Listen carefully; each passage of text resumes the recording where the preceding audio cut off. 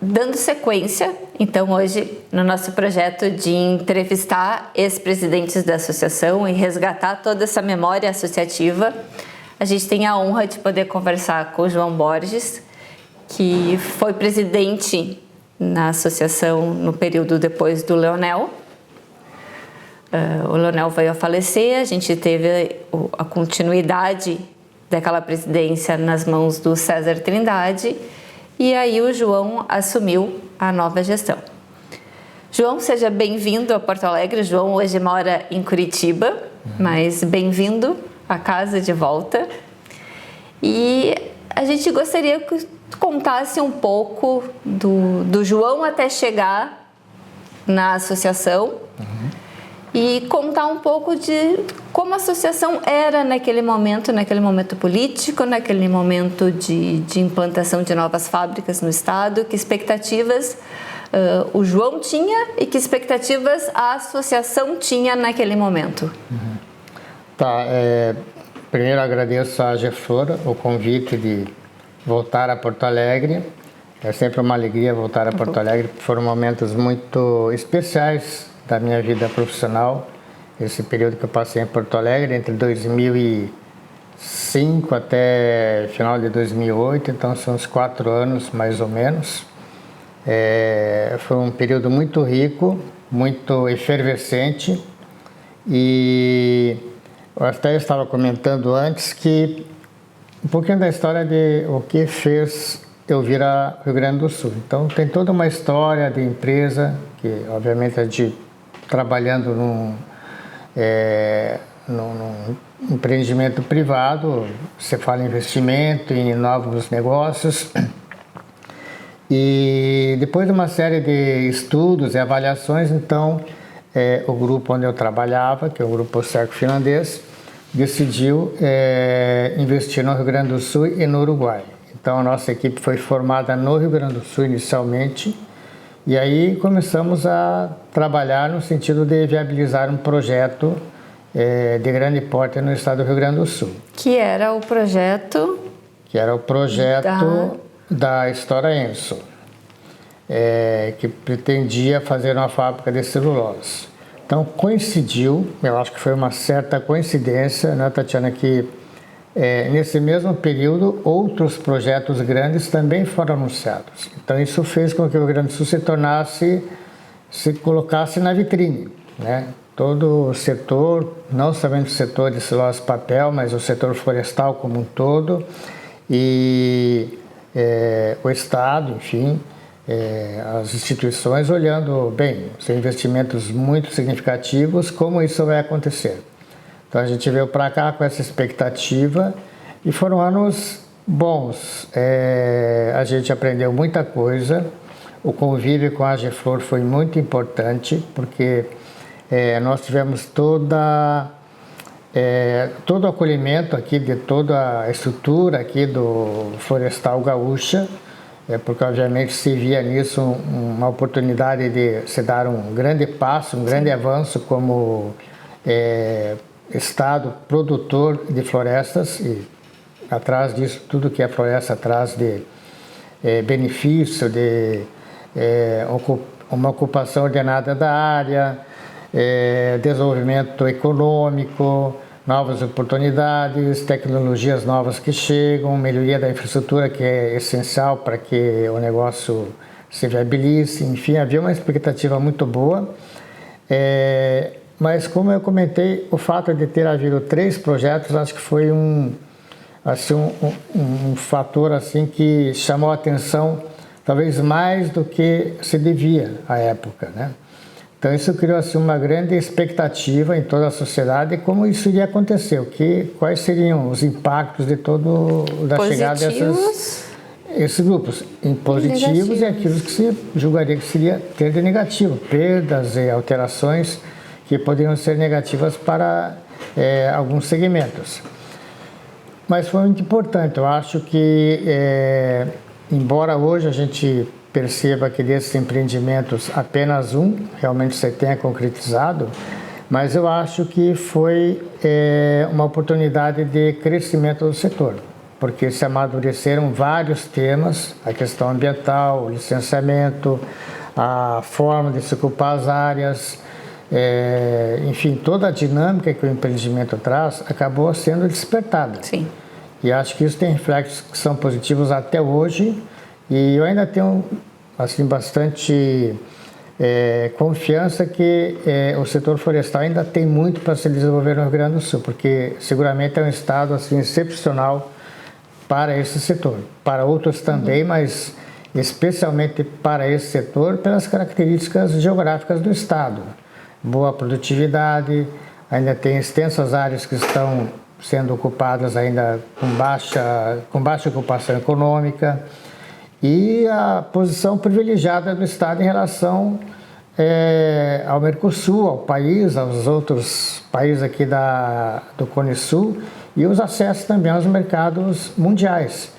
Então, você tem um porto excelente no Rio Grande do Sul, nos melhores portos do país.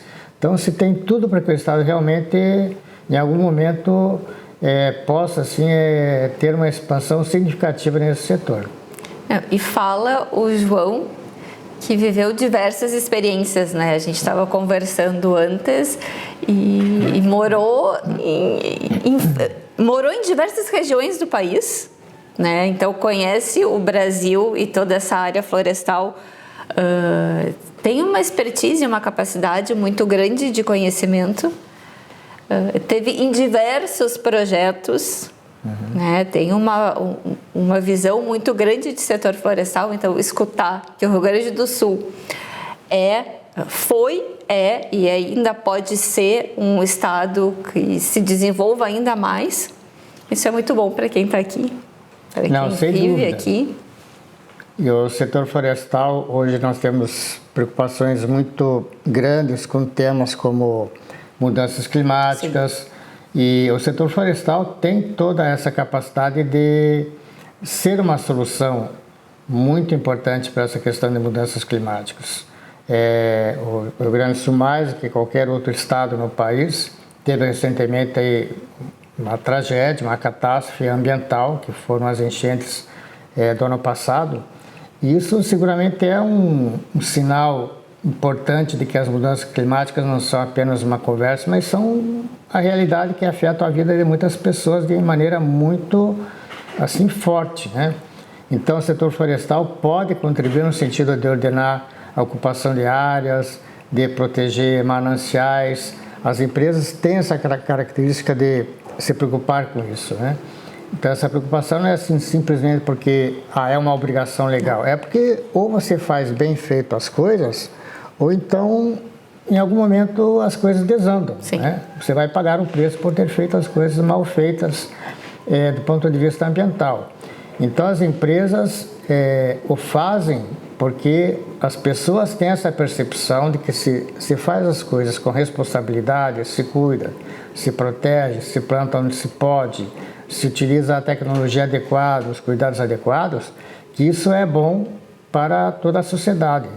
Que isso impacta de maneira positiva e pode nos ajudar a prevenir aí problemas futuros com essa questão de excesso de chuvas ou também o que você fala, o déficit de chuva em alguns momentos. Então, é um setor que tem uma contribuição importante para o país. João, e você foi presidente em 2014 e 2015. 2014 e 2015.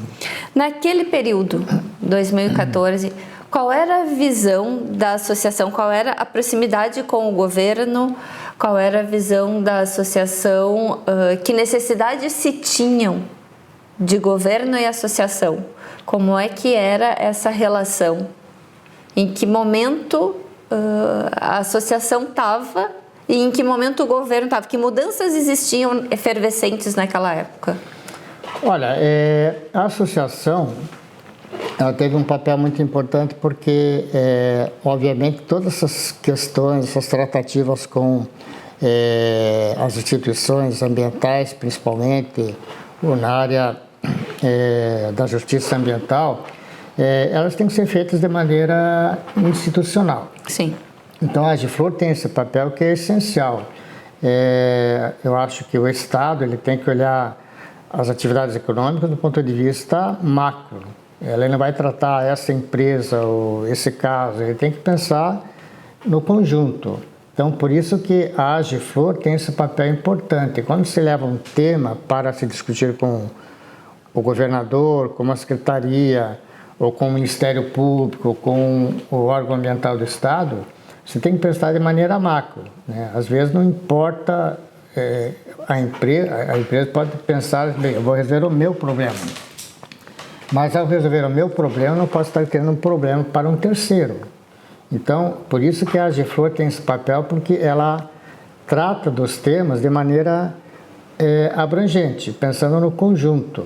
E isso tem muito mais força de convencimento, muito mais argumento junto às instituições do que uma defesa de um caso particular, de uma empresa específica.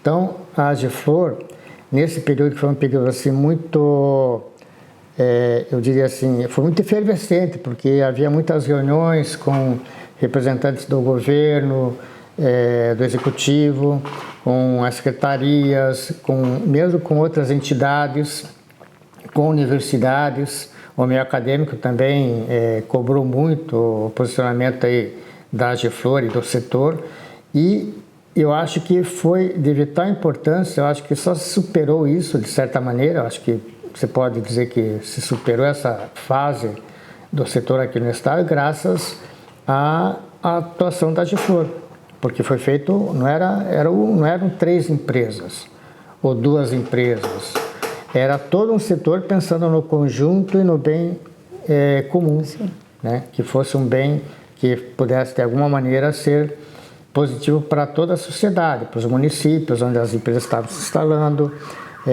para os produtores rurais. Então teve esse papel importante. E uma coisa que para mim ficou assim muito bem clara é que o governo do estado sempre foi acolhedor, de maneira assim geral, foi muito acolhedor. Sempre que havia necessidade de contatos com o executivo, a AGEFLOR esteve em algumas reuniões, sempre havia uma boa vontade. Agora, é difícil, assim, às vezes, organizar assim, interesses políticos diferentes, né? Alguns querem ser mais rígidos, outros querem ser mais favoráveis, estimular a questão do desenvolvimento. Então, você tem que achar um equilíbrio. Então, se entende que, como se diz na democracia, é isso, uma administração de diferentes interesses para que no final a solução seja boa para todos. Mas eu acho que de maneira geral o Estado foi receptivo, né? O governo do Estado foi receptivo e os outros órgãos também fizeram a parte que lhes cabe. O Ministério Público fez a parte que se deve fazer, ele tem que questionar, tem que procurar argumentação, tem que também justificar à sociedade os seus posicionamentos. Então, acho que no conjunto isso foi positivo, porque acho que criou um amadurecimento assim para o setor todo. E a AGEFLOR teve um papel porque os assuntos sempre eram tratados de maneira representativa, né? Ou seja, é um setor importante que está procurando resolver uma questão, tratar uma questão. João, e aí falando um pouco do João como profissional. João, tu veio para o Rio Grande do Sul para então mapear o estado para implantar o projeto da História Enzo. E no meio desse processo, na verdade, houve uma alteração de... Tu vai me contar? Uma alteração legal, uma alteração de fronteira de país, uma alteração que veio a nível federal, que não permitia mais, então, que indústrias estrangeiras estivessem presentes na fronteira do país. É isso? E aí eu queria que tu me contasse isso. O que mudou entre a vinda da ideia do projeto da História Enzo e o fato dele não ter efetivamente acontecido? A História Enzo é um caso à parte, porque das empresas dos grupos que vieram se instalar no estado, era a única empresa de capital estrangeiro, ainda que tendo operações no Brasil, é uma empresa de capital estrangeiro. E o que realmente acabou, digamos, trazendo uma grande dificuldade para o grupo foi exatamente a questão de compra das terras. O Brasil tem uma lei que regulamenta esse assunto, que restringe, ele não impede, ele restringe e exige certos condicionantes para que estrangeiros adquiram terras no Brasil. Se for na fronteira, tem exigências maiores, no sentido que tem uma tramitação distinta, tem que passar pelo Conselho de Defesa Nacional, o que não é necessário em outros casos, né, quando está fora da área de fronteira. Mas aí tem uma grande discussão, é um tema bastante jurídico, né, que o Brasil, após a Constituição de 88, teve uma, digamos, redefinição do que é uma empresa brasileira, o que é uma empresa estrangeira. Então, empresas que estão sediadas no Brasil, têm os seus gestores radicados no Brasil, independentemente de qual a origem do capital, são empresas brasileiras, né? Ninguém vai dizer que a Volkswagen do Brasil é uma empresa alemã, é uma empresa brasileira, né? E assim muitas outras empresas que nós temos aqui no Brasil. Temos aí provavelmente centenas de casos de empresas que entram nessa categoria. O que aconteceu com a História Enso é que, por estar na faixa de fronteira, nós dependíamos de um rito especial. Nós deveríamos submeter a compra ao INCRA, e o INCRA, na verdade, não submeter, mas encaminhar via INCRA o nosso pedido de aquisição para o Conselho de Defesa Nacional. E aí o Conselho aprova ou não aprova, obviamente, dependendo dos interesses que o país tenha em certo investimento. Isso vale não só para a área de compra de terras, mas como para outros investimentos em infraestrutura, em comunicação, por exemplo, uma empresa estrangeira, até mesmo a limitação para comprar uma estação de rádio, por exemplo, aqui em Santana do Livramento. É o mesmo caso, tem que ter uma aprovação, não basta chegar lá e comprar. Não basta chegar. Só que, pelas circunstâncias da época, o que nos foi proposto era de tamanha dificuldade que era tipo assim, olha, acho que vocês não vão dar conta de comprar porque não vão dar conta de exigir tudo que a gente está pedindo. Então, nos foram feitas exigências muito difíceis, né, como fazer todo aquele histórico da propriedade desde 1850, quer dizer, é uma coisa assim que você tem que procurar lá no Arquivo Nacional, as documentações são precárias, então é tipo assim, olha, se você trouxer isso, eu te concedo a licença. Então eram exigências muito difíceis, né? Então a empresa optou por uma outra solução legal, que foi apresentada, foi comunicada às autoridades na época, mas mesmo assim se tornou assim muito difícil viabilizar, porque um projeto dessa envergadura ele exige uma certa velocidade. Sim. Não pode, se o projeto tem 2 anos, ele é viável se ele for em 2 anos. Se esse projeto ele precisar de 10 anos para fazer a mesma coisa, ele se torna inviável pela questão do prazo. Aí o mercado vai mudar, os acionistas talvez mudem, o conselho muda, enfim, muda tudo, as circunstâncias mudam, então fica muito difícil. Então, o que determinou a saída do projeto à época foi essa dificuldade excessiva para atender a legislação. Então, acho que se tivesse ouvido uma outra forma de tratar o assunto, assim, com mais, realmente com boa vontade, se teria viabilizado, né? Mas foi um aprendizado importante, né? O tema ainda hoje é um tema polêmico, né? De vez em quando a gente escuta no jornal alguma coisa sobre a restrição de terras, porque outros países podem, com fundos soberanos, vir comprar terras. Alguns dizem, mas isso é bom para o desenvolvimento, outros dizem, não, mas isso é capital estrangeiro, a gente vai ficar na mão de governos estrangeiros, vão ter influência importante em algumas regiões do país. Então é um tema bastante polêmico, mas o Brasil, acho que se ele quer se tornar um país desenvolvido, em algum momento ele tem que superar esse tema, ele tem que achar uma forma de que preserve os interesses nacionais, mas ao mesmo tempo não impeça que investimentos importantes deixem de acontecer, porque seria um ganho para todos. Né? Porque eu acho que quem viveu um pouco disso, quem trabalhava no Rio Grande do Sul, quem já tinha algum histórico dentro da área florestal, lamentou muito, né, que esse projeto não se consolidou. Até porque já estava no processo de compra de área, de uma expansão, já tinha todo uma expectativa. E até hoje muita gente lamenta o fato do projeto não ter consolidado. Eu sou um dos que lamenta, né? Porque realmente a gente acha que esse projeto, uma nova fábrica no Rio Grande do Sul, numa região que não tem ainda uma indústria importante instalada, né? Não é importante, talvez tenha, mas não nesse segmento, né? Abriria muitas portas e atrairia muitos outros investimentos. E pelo potencial que a gente agora reconhecidamente sabe que não é só o potencial, é realidade, porque as plantações que fizemos em 2005, por exemplo, já foram todas cortadas, né? E tudo que se observa lá de resultado é excepcional, né? Se produziu muito mais do que se esperava, então foi realmente uma pena que isso não tenha acontecido, porque teria sido um novo polo de desenvolvimento para o Estado. E uma região que tem carência, né, de desenvolvimento econômico, aquela região de Rosário, ali é uma região muito caciquia, é uma região muito, digamos, pobre, é uma região que precisava, né, desse viés econômico também. Então a região perdeu muito. Acho que foi uma perda assim, de desenvolvimento. Uma perda de oportunidade importante, né?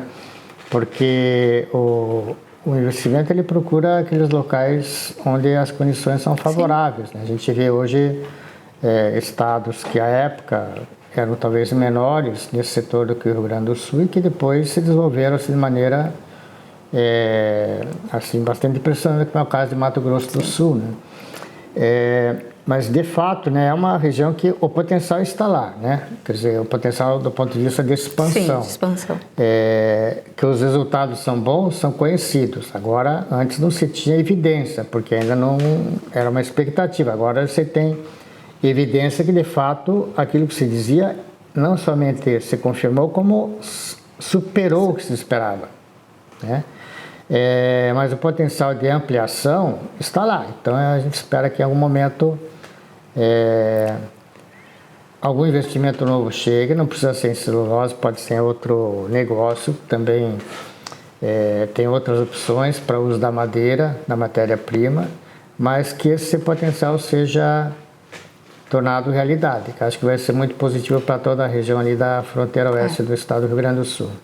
Voltando um pouquinho de novo para dentro da associação,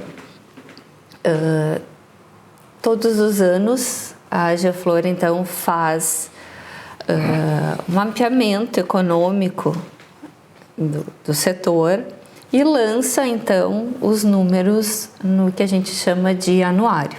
Sim. E o anuário, ele na verdade nasceu na gestão do João, que viu essa necessidade de expor de uma maneira mais clara, de uma maneira mais didática, os números do setor. Então eu queria que tu contasse um pouquinho da necessidade da criação do anuário e como foi esse primeiro passo. Em 2015, foi exatamente nesse período que ainda havia grande discussão sobre a questão do setor no Estado. E o que fazia falta muitas vezes é que quando você vai conversar com representantes do governo ou uma instituição, ou mesmo para outros investidores que têm interesse em entrar no Estado, se necessita de ter informações confiáveis.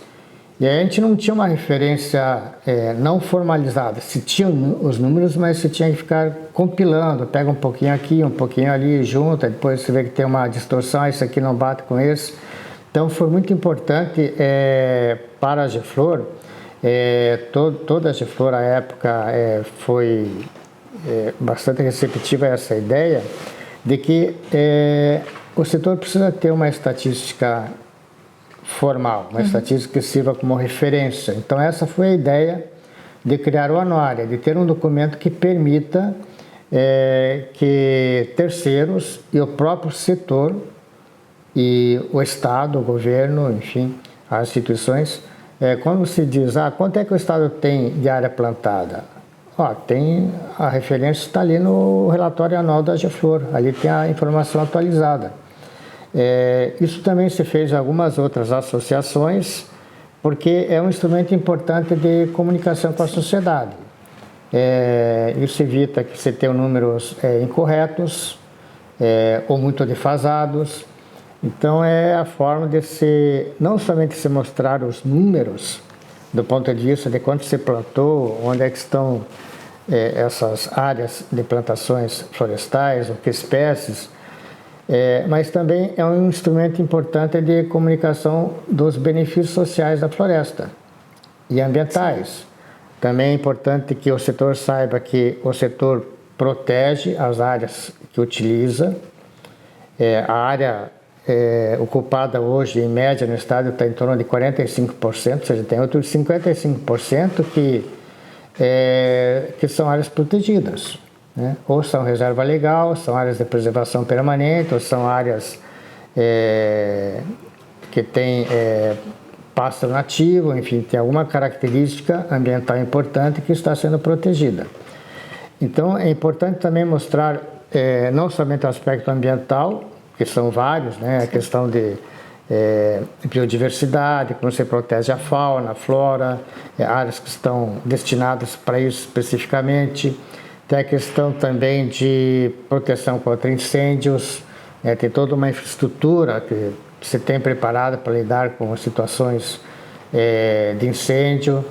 E os aspectos sociais também, de empregabilidade. Afinal de contas, o setor ele é positivo ou não do ponto de vista social? Gera emprego ou não gera emprego?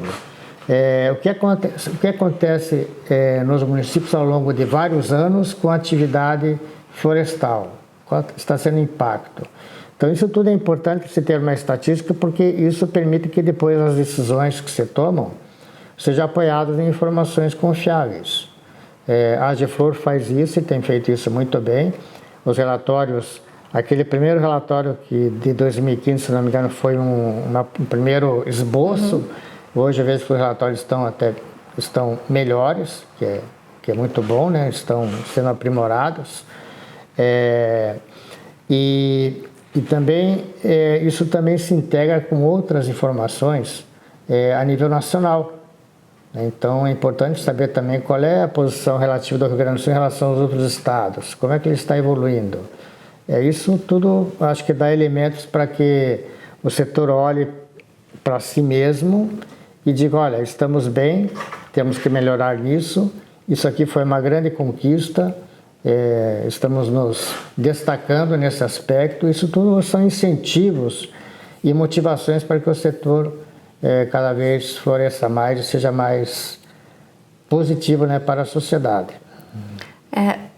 Tu tocou num assunto que eu acho que ele sempre é um ponto muito complicado da gente trabalhar, que é essa imagem que a sociedade tem do florestal e da indústria de base florestal, sempre muito próxima ao desmatamento, sempre muito próxima a um mal à natureza. E eu acho que a gente precisa esclarecer e deixar sempre cada vez mais claro, mais transparente, tudo que se protege, né? Quer dizer, tudo aquilo que a gente, dentro de uma área que foi comprada economicamente para gerar a madeira que vai para a indústria, o quanto disso o setor precisa preservar. Então, eu acho que os maiores agentes de preservação ambiental são as indústrias de base florestal. E Sim, isso a sociedade sempre acha, mas é uma monocultura, o eucalipto vai secar, o eucalipto está tomando conta. E, na verdade, se protege mais as áreas do que se efetivamente planta. Exatamente, e acho que esse número, o do Rio Grande do Sul, é 45% de uso da área para fins de produção. Mas o Brasil também está próximo disso, então é em torno de 50%, alguma coisa em torno disso. E isso é muito bom porque a sociedade, de fato tem, acho que o setor carrega até por uma questão de, talvez, de que não se comunicou bem no passado, não tinha essa preocupação de dizer o que fazia, mas aí se foi tomando consciência que é importante informar a todos, né, o que acontece nas empresas, os cuidados que se tomam. A questão da certificação também veio, de certa maneira não, reforça muito mais esse aspecto, né? E o setor, de fato, eu acho que não é assim o setor, né? O setor ou as empresas, que é uma coisa assim meio abstrata, assim, ela cuida do meio ambiente. Não, é que as pessoas que estão lá, elas cuidam do meio ambiente. Elas têm, acho que a pessoa que trabalha nessa área, um engenheiro florestal, um agrônomo, um técnico, enfim, os gestores que estão lá no dia a dia, eu acho que todo mundo se incomoda. Você vê, olha, eu estou passando aqui, está começando uma erosão. A pessoa nota que está erosando e avisa, olha, está tendo uma erosão, o que está acontecendo lá? Então, você vai atrás, se corrige, né, se previne. Ah, tem aqui um córrego que tá alterado, está tendo alguma coisa que a gente tem que investigar o que está acontecendo. Então, há uma consciência das pessoas, né, como nós temos na nossa casa, aquela consciência, mas isso aqui não se pode jogar ali, você tem que separar e pôr naquele local porque isso pode ser reciclado. Então, acho que de maneira geral as pessoas têm uma consciência melhor do ambiente, da sua responsabilidade na lida com o ambiente. Passa uma coisa assim natural se preocupar. E as pessoas que trabalham nas empresas florestais, até pela característica da atividade, tá na natureza, todo dia está na estrada, está vendo ali um plantio de área, está vendo uma cerca, está vendo uma ponte, está vendo uma estrada. Ele tem aquela, de certa maneira, já meio automático de estar atento para alterações que tem e fazer correções. Ou então também no sentido de dizer, olha, nós descobrimos um local aqui excepcional, bonito, aqui tem uma cachoeirinha ali, vamos proteger aquilo ali. É bonito, a gente tem que, isso aqui não se pode tocar, tem que se ter cuidado. Então uma coisa que eu acho que o setor tem de positivo é que a nossa própria atividade nos leva a isso, né? E além do mais tem as questões legais também, né? Ou seja, as empresas têm que ter no macro responsabilidade com o que fazem. Tá, isso aqui não é legal fazer. Talvez até não fosse tão prejudicial, mas não pode, então não vamos fazer. Então acho que isso é bom. E o anuário ele tem que ser, além de ele dar estatísticas, eu acho que ele tem que também fazer esse trabalho de conscientização, de divulgação, melhor dizendo, de o que o setor faz, como que ele trabalha, os cuidados que ele tem, como que ele trata isso, aquilo, o meio ambiente, como que é a questão da relação com a sociedade, com as questões sociais, com o pessoal que mora no campo, outros produtores que não são diretamente ligados à área florestal, mas também sofrem os impactos porque está passando o caminhão ali na frente da casa dele, ou pela propriedade dele. Então, acho que estar atento a tudo isso é muito positivo. E o manual, na verdade, o relatório anual, ele tem também essa função de informativa, né, de divulgação, né, o que nós fazemos, né, porque às vezes eu acho que é um defeito que o setor teve por muito tempo é de não contar o que faz. Sim. Ficar sempre fechado e apenas aparece quando tem crítica ou se é alguma coisa errada, aí você tem a crítica, mas tem muita coisa boa que você faz e eu acho que isso tem que ser divulgado porque é importante para que todos se sintam com confiança, né, que não se sintam ameaçados por uma atividade econômica. João, na linha ali sucessória dos ex-presidentes, você vem logo depois do Roque. Foi. Uhum. E eu entrevistei o Roque há um tempo atrás. E quando e quem conhece o Roque, quem conversa com ele, ele tem muito uma característica, digamos assim, menos empresarial. né? Uma característica mais comunicativa, ele gosta de circular, de conversar, de estar ali. E o pouco que eu estou conversando contigo essa manhã, a gente percebe que você tem uma característica mais empresarial, né?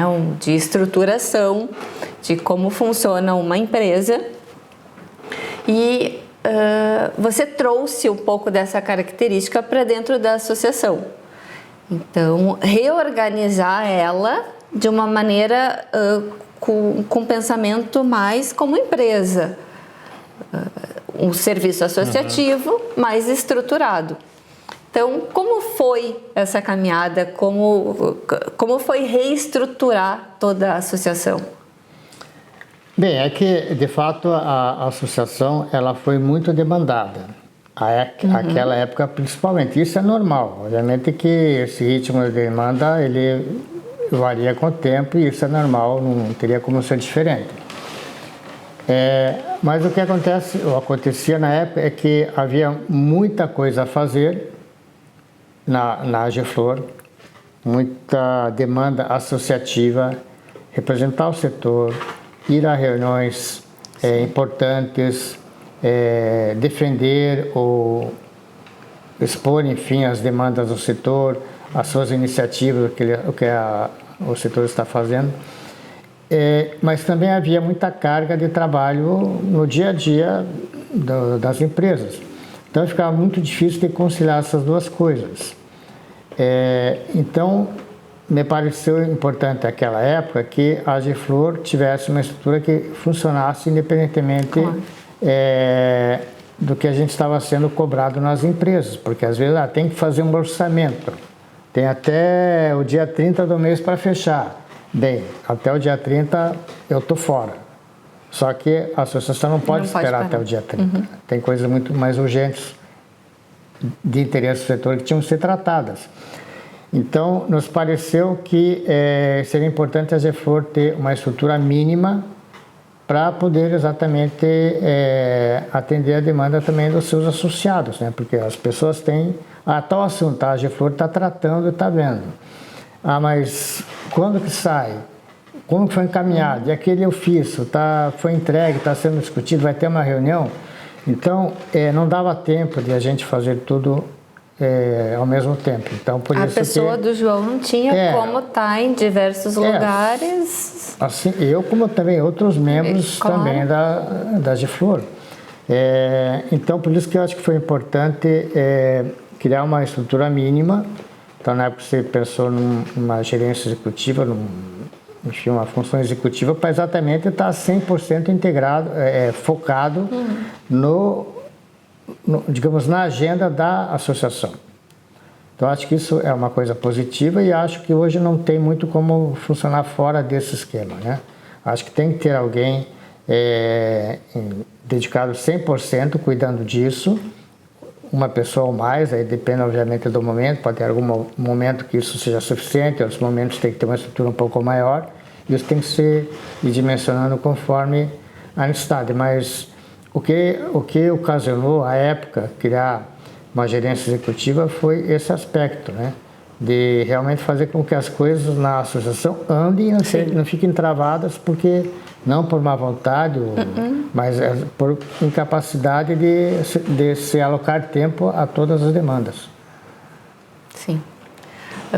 A associação, só para a gente contextualizar para quem porventura vai assistir esse bate-papo ali no YouTube, a associação ela é composta por, vamos chamar de voluntários, mas enfim, por pessoas do setor que prestam o seu tempo a fazer esse trabalho, né?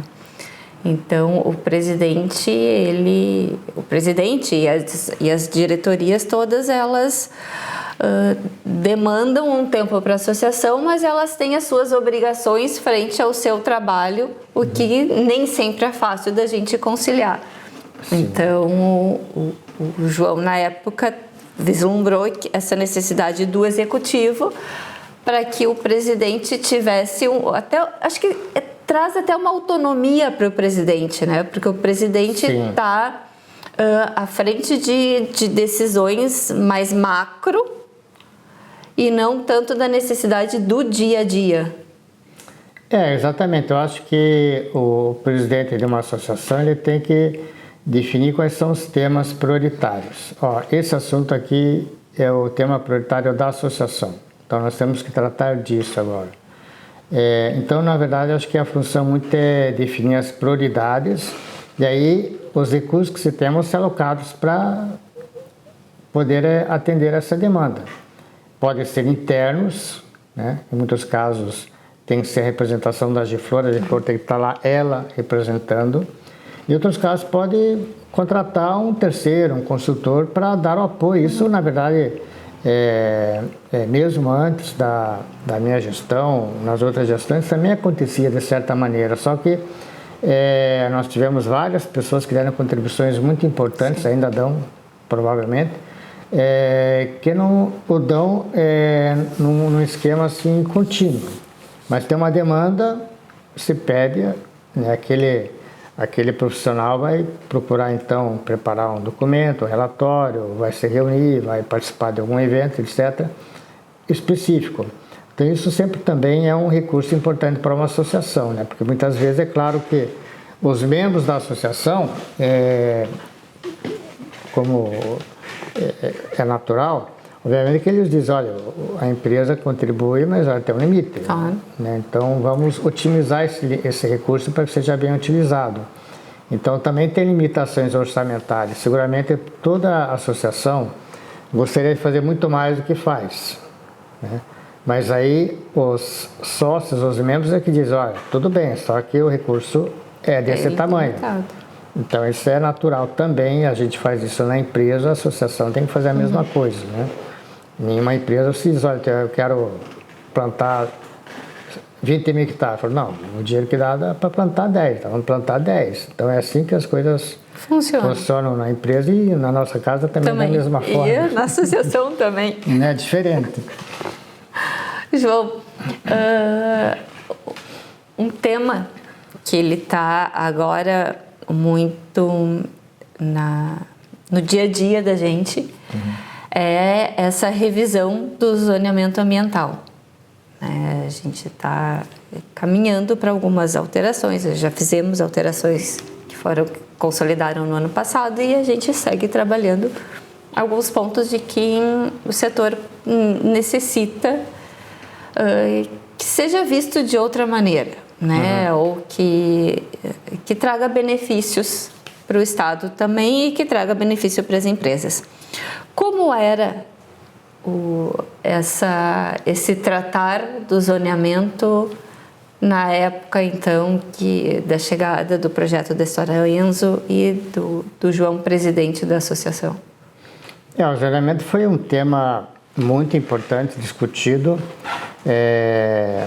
Eu lembro que à época até, acho que era o governador Rigoto, ele estava no fim do mandato, até, digamos, ele havia assumido o compromisso de entregar antes do fim do mandato o primeiro documento do zoneamento, então foi feito ali meio correndo e obviamente que não saiu da maneira ideal, né?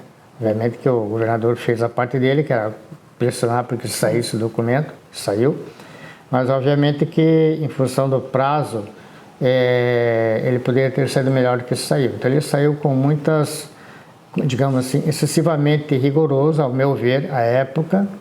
Depois houve uma série de ajustes, acredito que ainda venham sendo ajustados vários tópicos ali do zoneamento, acho que hoje está bem melhor. Eu acho que o zoneamento é uma ferramenta importante. Eu sou muito partidário, digamos, de uma linha que o Estado tem que dar mais autonomia ao setor privado e interferir menos, tá? Não quer dizer que ele vai deixar as coisas correr solta. Eu sempre penso no seguinte, né? Olha a Receita Federal. Tá? Você tem que fazer o seu imposto de renda e você tem que passar as informações corretas. Tá? E a Receita desenvolve cada vez mais meios para assegurar que as informações que ela recebe, que são milhões, sejam corretas. Eu acho que em algum momento, tá, essa questão de licenciamento tem que caminhar para um esquema desse. Tem que ter, olha, as regras são essas, você cumprindo essas regras, você vai operar dentro da normalidade, sem nenhum tipo de restrição ou de penalidade. Se sair fora delas, vai ter uma penalidade. Então, vai ter que ser pago, vai ter um custo. Então, acho que é claro que isso também depende um pouco da questão cultural, de educação, do setor privado e tal, para fazer as coisas certas, mas eu acho que o setor florestal, na grande maioria, tem já esse perfil de maturidade para tratar disso. Até porque tem outras exigências que não vêm do Estado, que são até mais rigorosas do que o que a legislação impõe. Então, acho que tem que caminhar para isso. O zoneamento, acho que durante um certo período tem o seu papel, mas acho que em algum momento ele deveria ser, digamos, não dispensado, mas ele ser mais digamos, ter as linhas gerais, aqueles princípios gerais que devem ser seguidos, do que ficar detalhando pormenores que é muito difícil de detalhar, né? As propriedades variam muito, as regiões têm as suas peculiaridades, embora se faça algum tipo de zoneamento, aqui tem uma região, sabe que aquela região não é toda assim, não é? Ela não termina aqui nessa divisa, daqui mudou. Então, claro que é uma ferramenta, em algum momento se justifica, mas eu acho que o que deveria acontecer com o zoneamento ambiental no Rio Grande do Sul, em outros estados, acho que não são poucos estados que têm, eu acho, um zoneamento específico de silvicultura, é de ter mais assim os princípios gerais. Olha, deve ser feito isso, né? Ter umas diretrizes gerais e ter algumas formas também estabelecidas de monitorar essas diretrizes. E aí tem um acompanhamento do Estado, olha, essa diretriz, por amostra, tal empresa, vamos fazer lá. Vamos agora olhar essa diretriz aqui. Como é que está sendo seguida? Ok, está sendo, mas teve uns problemas, então se corrige, entendeu? Mas deveria ser mais uma ferramenta para fiscalização. De direção, de diretriz, do que dar parâmetros assim rígidos, ou como se as coisas fossem assim uniformes, né, que você pode uniformizar. Cada região tem a sua peculiaridade, às vezes numa mesma unidade lá você tem propriedades completamente distintas. Então elas não podem ser tratadas da mesma forma, tem que olhar que elas têm as diferenças. Temos um bom trabalho pela frente ainda. Tem bastante trabalho, eu acho que isso pode levar alguns anos, mas eu acho que deveria ser a meta a ser seguida. João, e hoje você mora em Curitiba. O que você conta um pouco pra gente da tua atuação, Tatiana, hoje durante todo esse tempo? Eu fiquei aqui no Rio Grande do Sul morando aqui até 2008. Depois o escritório da empresa que eu trabalhava foi fechado aqui, ficou apenas o escritório em Rosário do Sul. E aí as pessoas que trabalhavam em Porto Alegre ou foram para São Paulo, algumas foram para Rosário do Sul e algumas saíram da empresa ou foram trabalhar em algum outro local que não tinha mais relação aqui com o projeto Rio Grande do Sul. Mas nessa época as áreas ainda eram da História Enso. Não, a empresa continuava operando aqui normalmente. E aí quando eu estava aqui na Geflor, que eu fiquei ocupando aqui a presidência da Geflor, eu estava já em São Paulo, trabalhando em São Paulo, só que eu vinha para cá toda semana. Então, na verdade, eu ficava lá, mas eu passava, acho que mais tempo aqui do que lá. Então, foi nesse esquema, né, 2014, 2015. Aí, depois eu saí da Geflor em 2015, continuei em São Paulo. Eu acho que eu ainda vim algumas vezes depois, porque eu ainda era parte da Geflor, ainda fazia parte da diretoria da Geflor. Então eu participei de algumas reuniões ainda, posteriormente, e fiquei na História Enso até 2019. Aí saí da História Enso para um novo projeto no Paraguai, que foi também um projeto que tinha características mais ou menos semelhantes com o projeto aqui do Rio Grande do Sul, só que num país diferente. Então, um país interessante. O Paraguai é um país interessante, do ponto de vista que ele é muito mais simples, a legislação é muito mais para tudo, né? Para tudo é bem mais simples. Se tem que licenciar também, mas é um processo muito mais simples. Também é um pouco demorado porque estava no princípio. O Paraguai não tem um histórico de grandes projetos.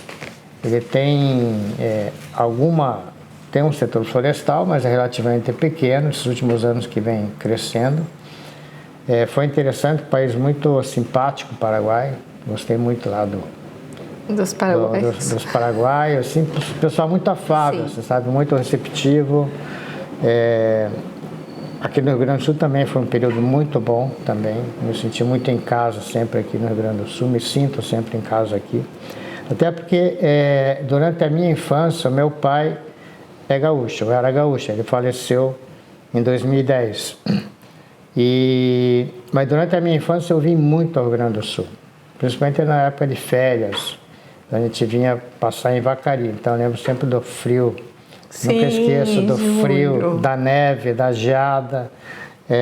Então tenho recordações muito boas da infância dessa época aqui, né?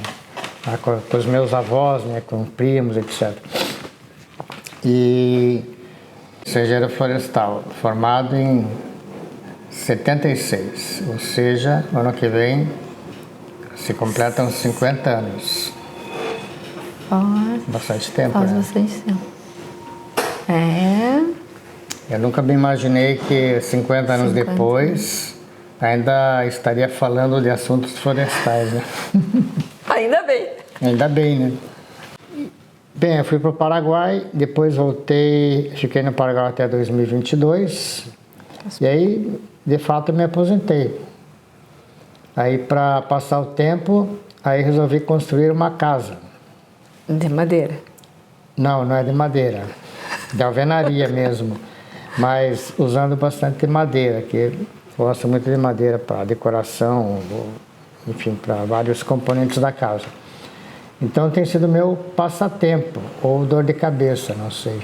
É um pouco passatempo, um pouco dor de cabeça, porque não é fácil construir.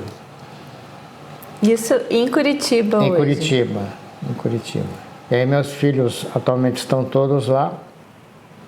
Tem o meu neto que nasceu na pandemia, em 2020, em julho, então ele vai fazer 5 anos.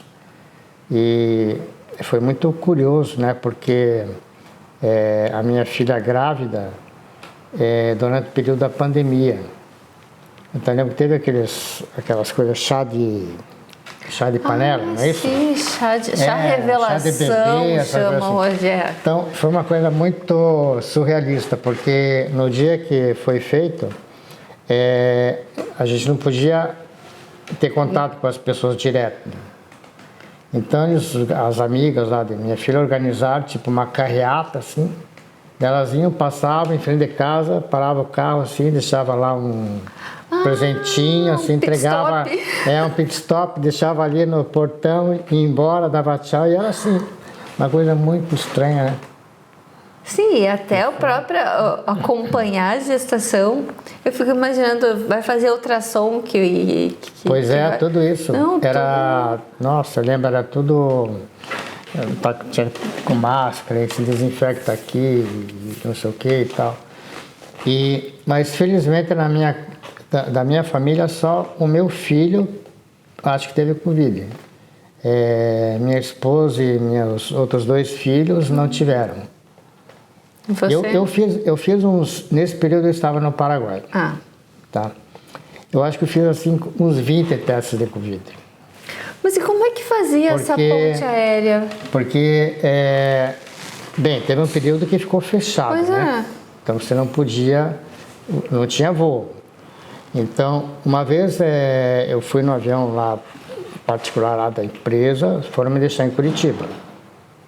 Só fui eu de passageiro no avião. Era um bimotor, tipo 8 lugares, 10, alguma coisa assim. Só foi o piloto, o copiloto e eu, de Assunção para Curitiba. Daí chegava lá, tinha que fazer uma série de passar lá, tinha que entregar alguns documentos de teste, não sei o que. Você tinha que fazer teste, mas o mais difícil era entrar no Paraguai. O Paraguai foi muito rigoroso no início. No início não, durante toda a Covid ele foi bastante rigoroso. Logo ele decretou, assim, bem no início, já decretou fechar supermercado, limitar acesso ao supermercado, viajantes, tinham que ficar 15 dias de quarentena, eu fiquei de quarentena 15 dias lá. No início não, você tinha que ficar de quarentena num hotel que era credenciado pelo governo. Sim. Aí eu consegui ficar no apartamento, porque eu estava sozinho. Então, devido ao pessoal lá da Paracel, que se relacionar bem, conseguiram lá para mim, junto lá ao Ministério da Saúde, eu tenho uma autorização para ficar no apartamento. Mas eu não podia sair do apartamento. Então eu tinha que pedir comida, chegava na alguém porta. deixava na porta e ia lá pegar. E assim foi. E qualquer ameaça de Covid, qualquer suspeita de Covid, a gente ficava trabalhando em casa e uma vez por semana, ou às vezes tinha que ir lá no escritório, daí lá no escritório, daí a gente voltava para casa, tudo bem. Daí no outro dia falava assim, ei, ontem tal pessoa deu positivo, você tem que fazer o teste também. Daí a gente ia lá fazer o teste. Eu sei que fiz uns 20 testes. Era um teste por semana. Porque qualquer espirrada, Sim. fazia o teste. Foi um período muito estranho. Sim, porque imagina, tu ia... Tá, eu vou para o Paraguai numa agenda de uma semana e tu tinha que praticamente... Que na verdade... mas eu estava morando lá. Então eu tinha apartamento lá. Então eu ia e ficava. Quando fui para Curitiba, eu fiquei mais tempo em Curitiba para poder voltar, porque se fosse ir e voltar não dava Não, pela quarentena, tinha que inviável. passar os 15 dias sempre isolado e aí retornava. Foi muito estranho. Mas o mais curioso é que eu fui eu acho que em fevereiro de 2020, quando estava começando a Covid, né? Porque eu lembro que teve o carnaval, em fevereiro, que estava tudo liberado. Estava tudo liberado. Daí logo em seguida começaram as restrições. Eu lembro que antes do carnaval eu fui a um médico lá em Assunção, a um médico oftalmologista. Esse médico, ele é paraguaio, mas descendente de alemão, e ele contou na época que ele tinha trabalhado 5 anos no hospital da Índia, de oftalmologia, que ele falou que era um dos maiores hospitais de olhos do mundo, assim, um prédio enorme. Ele falou que lá eles faziam 5.000 atendimentos por dia de pacientes. E esse médico, ele falou uma série de coisas que tudo aconteceu em relação à Covid. Porque na época estava todo mundo assim, é uma coisa assim que está lá na Europa e tal, na China, acho que aqui não vai nem chegar. Se chegar, vai ser lá em São Paulo, algum local assim que vai ter alguém... Não vai espalhar. Não vai. Assim. Ele falou que tudo que ele disse praticamente aconteceu. Ele falou que ia ter muitas mortalidades, que o Brasil ia ser um dos países com mais mortalidade, que o Paraguai não teria tanto e não teve. Tá? Ele falou que pelas características do país, né, de distribuição geográfica, não tem muitos... Tem a região de Assunção, que é mais maciça, populosa, mas o restante do país é muito pouca. Tanto que lá o pessoal continua trabalhando. No campo não teve Covid, assim, não teve pandemia. O pessoal trabalhou direto e não teve nenhum caso.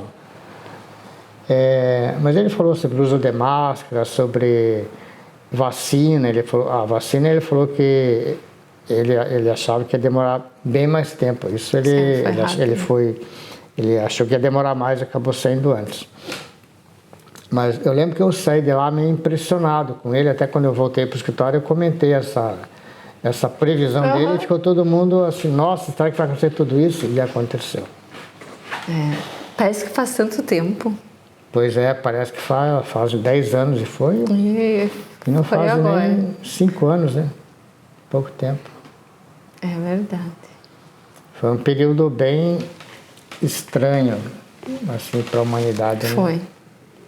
Eu não sei aqui no Rio Grande do Sul. O Rio Grande do Sul também teve períodos assim, bem críticos, né? Com a questão da Covid, né? Em Porto Alegre, teve, todo o Brasil teve, né? Teve. Mas, nossa, a gente ficava olhando nos aplicativos, né? Quantos casos, mortes, né? Que estava tendo crescimento acelerado, o ranking dos países, dos estados. Mas nós tínhamos também o supermercado fechava, tinha setores, era só as compras básicas que podia fazer. Todo o ensino, né? Porque quem tem escola, filho, as escolas fecharam, lembra? Tudo fechado, né? As crianças tudo na escola online. Pois é. Parece que faz muito tempo, mas mudou muita coisa depois também, né? Muitas mudanças vieram e ficaram, né? O trabalho remoto hoje é bastante comum e algumas empresas até adotaram como padrão, né? Sim. Para várias funções no trabalho remoto. As reuniões online ficaram muito mais fáceis, né? As reuniões são mais fáceis da gente participar hoje. Encontros assim, eles já são mais raros. São mais raros. O bate-papo hoje ele é mais virtual, ficou mais intenso o virtual do que a presença física, né? Nos eventos, né? É uma tendência, né? Mas tem prós e contras, né?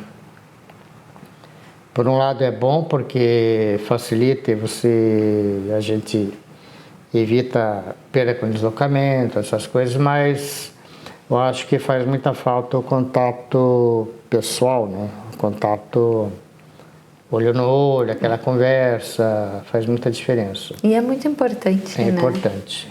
É importante manter esses laços, senão a gente vai ficando sempre distanciado. É uma vida muito individualizada, né? Muito, tipo assim, muito... assim, abstraída da realidade do mundo, né? Porque tem um filme que eu assisti faz tempo já. Eu não lembro o nome do ator, mas era...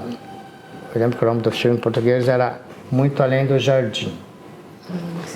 É um filme bem interessante porque é a história de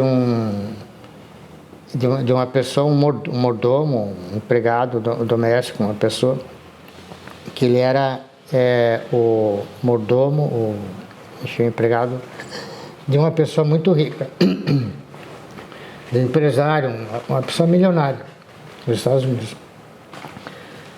Morava assim numa mansão, um negócio assim impressionante.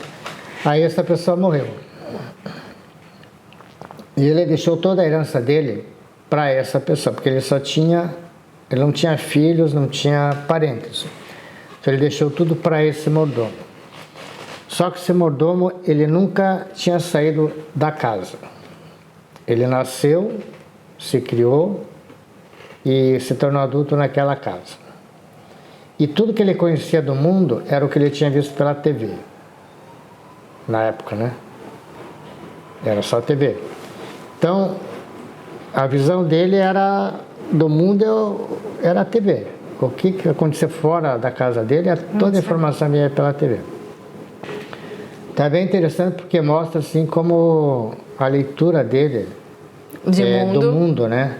E aí depois que ele descobre que ele herdou aquilo, ele vira uma celebridade. Então as pessoas querem saber quem é o cara que ficou aí milionário assim do dia para noite. Que nunca saiu de dentro da casa. Que nunca saiu. Aí ele, acho que me parece, não é, o filme faz tempo já que eu assisti, parece até que em algum momento ele vai falar com o presidente do país. E aí ele dá umas respostas assim completamente que não tem nada a ver, sabe? É muito engraçado. E todo mundo fica assim, querendo entender o que ele quer dizer, né? Parece que ele tem uma mensagem meio enigmática que só alguns vão ser capazes de desvendar. E todo mundo fica impressionado assim com a fala dele, né? Mas é muito legal aquele filme. É muito além do jardim. É muito o que a gente vive hoje, parece, né? A nossa hoje. tela. Isso preocupa, né? Porque já tem problemas aí de saúde e problemas mentais, psicológicos, inclusive, pelo excesso de tela, né? principalmente para crianças e adolescentes, né? E é mesmo a gente precisa se adultos relacionar. também com muitos problemas, né? Já por Depressão, isolamento. E agora tem mais a inteligência artificial, né? Tem.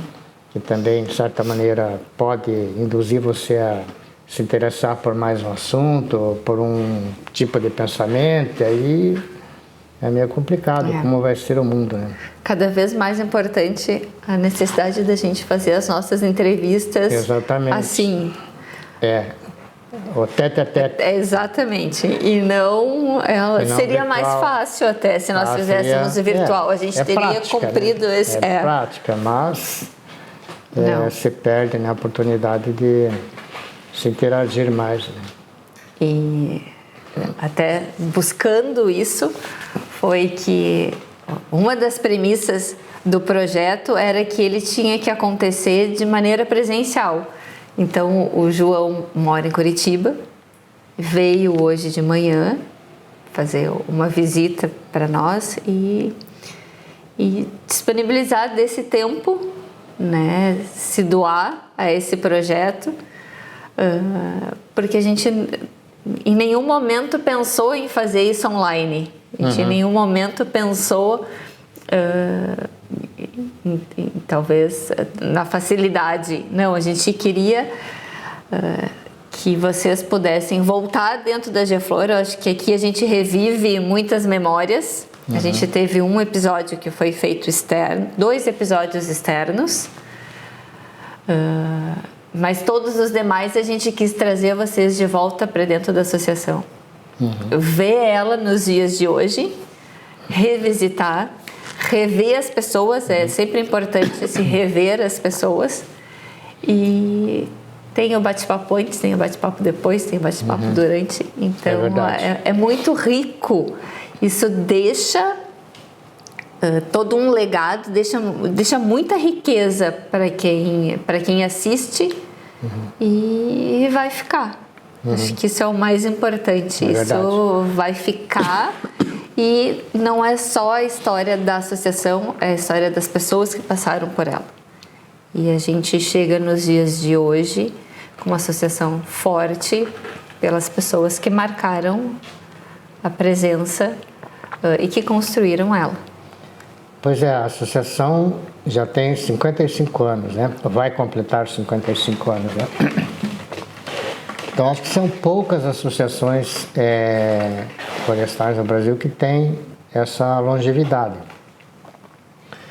E acho que uma coisa positiva, um aspecto positivo é que assim, os membros da Geflor, até eu notei, olhando aqui a lista dos atuais componentes, que tem muitos que são da época que eu estava aqui entre vocês.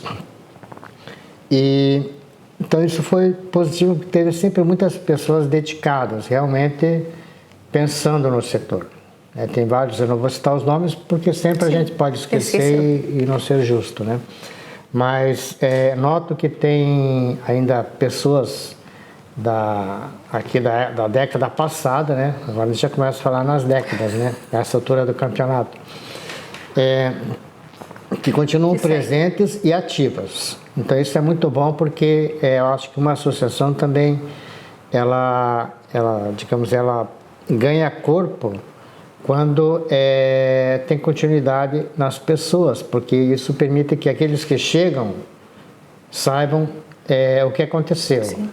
Eles vão saber, vão ouvir as histórias, as experiências, o que passou, os desafios, o que conseguiu de vitória, as decepções também, enfim, tudo faz parte. Então acho que isso é uma característica muito legal, tá? Porque eu também já participei de outras associações e às vezes você chega lá e não conhece mais ninguém, mudou tudo. E isso se diz assim, mas onde é que está aquela associação? Não existe mais. E quando eu venho para cá e noto assim, até o Daniel, que hoje está à frente da presidência, que são todas as pessoas que já estavam aqui, né? Que já acumularam mais experiência e que continuam dedicando o seu tempo. Acho isso muito legal, que tem essa longevidade dos membros na associação. Acho que essa é uma característica muito positiva aqui da Geflor. É muito importante essa alternância, né? Porque a gente percebe, principalmente quando a associação recebe novos associados, uma vontade muito grande de fazer muita coisa. E a gente chega querendo mudar a casa. E aí, quando a gente se defronta com pessoas que já estão à frente da associação há muitos anos, a gente percebe que precisa um pouco de calma, precisa um pouco de paciência, existe toda uma história e existe um motivo de certas coisas estarem acontecendo. Então, é importante esse permanecer. É importante novas pessoas adentrarem, porque mudando a filosofia e trazendo novas ideias, mas sim, essas figuras que permanecem junto da associação há muitos anos, elas contam a história. Sim. Né? E contam o motivo da gente estar nesse caminhar e elas enxergam o passinho adiante, né? Então, é sempre... Esse equilíbrio, né? As pessoas que já trazem aí todo o histórico, a bagagem, e as pessoas que chegam com novas ideias e às vezes você tem que mudar certas coisas. Sim. Isso faz parte do processo de evolução, né? Tem que se adaptar e mudar as realidades que vão aí se colocando à frente. Então, mas acho que é importante isso, né? Porque só inovar e desconhecer tudo que você fez antes também não é bom. Sempre você vai acabar errando, né? Porque nunca fez, é natural, quem nunca fez erra mais. Mas quando você tem esse equilíbrio, é bom. Então, acho que para a associação, eu noto que isso tem trazido assim, uma linha, né? A associação tem a sua cara, né? Tem o seu jeito e ela é reconhecida pela sociedade por ter esse estilo. Vão chegando pessoas novas que vão trazendo ideias inovadoras, mas a Agiflor é a Agiflor, tem a sua característica, o seu traço, né? Isso, acho muito legal isso. João, para a gente caminhar já para o encerramento do nosso bate-papo de hoje, a gente encerra com uma brincadeira de perguntas e respostas. Então, aquela resposta, aquela coisa que veio na cabeça do João.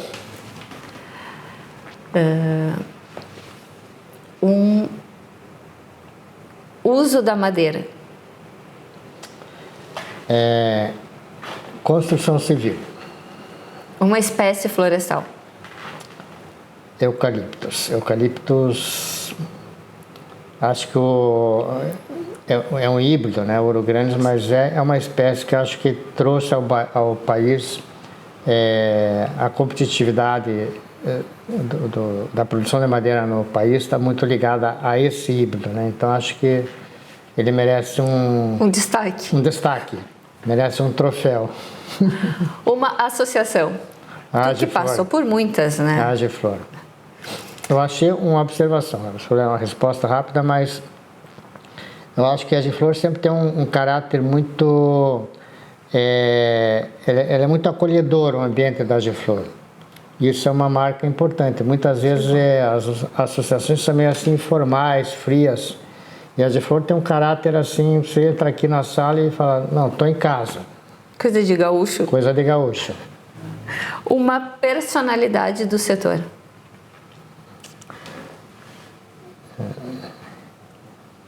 O nome que eu admiro muito é o Walter Lídio. E um causo, uma história nesses... Quantos anos de estrada? Eu falei que vão para 50 anos de formatura, então é basicamente isso. Eu comecei a trabalhar um ano antes de me formar, então já completei 50 anos trabalhando no setor florestal. Uma história que te deixou marcado nesses 50 anos?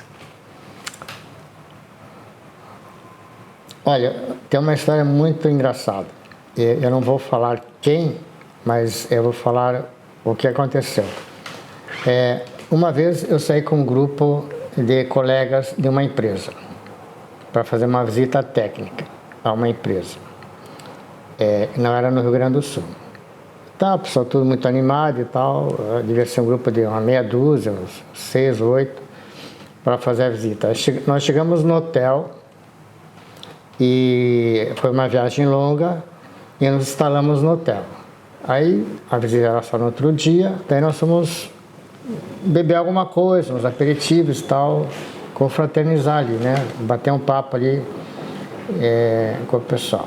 Daí nós sentamos, era um hotel assim, bom, assim, hotel assim, bem aconchegante, assim, sentamos, aí começamos a tomar cerveja, caipirinha, e, enfim, uns tira-gosto, etc. Daí veio um prato, assim, muito bonito, assim, com um monte de salgadinhos e coisas para petiscar. Então, daí todo mundo começou a petiscar. Começamos a pegar tudo ali, o pessoal conversando, animado, né, tomando cerveja e tal. Daí uma hora o prato estava limpo, não tinha nada, não sobrou nada no prato, né. Daí o garçom voltou lá e falou assim, ué, onde é que estão aquelas bolinhas de isopor que estavam no prato? Eram uns efeitos, uns arranjos. Ele falou, onde é que está aquelas bolinhas? Tinha uma coisa decorativa feita de isopor e pintada. O pessoal comeu tudo. Algum comeu, eu não sei quem, eu não comi, pelo menos isso eu tenho certeza. Eu não sei quem, mas alguém ou alguns da equipe limparam o prato, não sobrou nada. E depois ficou aquela cara, tudo olhando para o outro, olhando assim. Daí um deles falou assim, nossa, bem aqui, achei que vinha com um negócio, um gosto estranho. Eu falei assim, estava com um gosto estranho, mas estava meio tão bonito, eu achei que era parte do negócio, foi muito engraçado. Ai, que vergonha, que vergonha. Isso aconteceu, não é história de pescador, não. Não, e tu come e diz que estava bom ainda. Não, comendo, pessoal. No final, bem que eu achei que tinha uma coisa com gosto estranho. Comer isopor.